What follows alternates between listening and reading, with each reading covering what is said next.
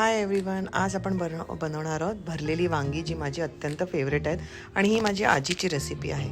त्याच्यासाठी वांगी मधून चिरून 4 भाग करून मिठाच्या पाण्यात ठेवायची, म्हणजे जर त्याच्यात कीड असेल काय असेल तर ते निघून जाईल.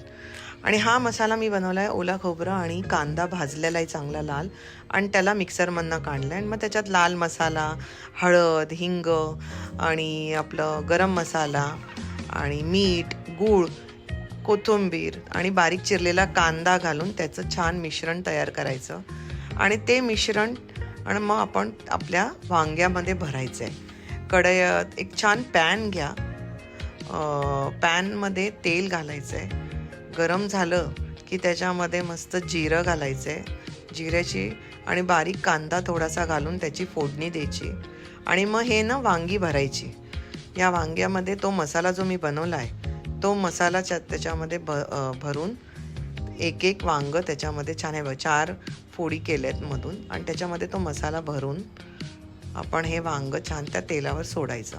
अशी सगळी वांगी सोडल्यानंतर टॅमॅटो उभे आणि बटाटा जर तुम्हाला आवडत असेल तर बटाटाही उभा चिरलेला घालायचा, आणि तेही त्याच्यामध्ये खूप सुंदर टेस्ट येते. बटाटा आणि टॅमॅटोची मला फार आवडते. आणि मग तो हा मसाला थोडा उरला आहे, त्याच्यात थोडंसं पाणी घालून तो मसालाही वरतून आपण वांग्यावरती घालणार आहोत. तर छान वाटतो हा मसाला, खूपच सुंदर लागतो ही भाजी. आणि ही भाजी ना भाकरीबरोबर खायची.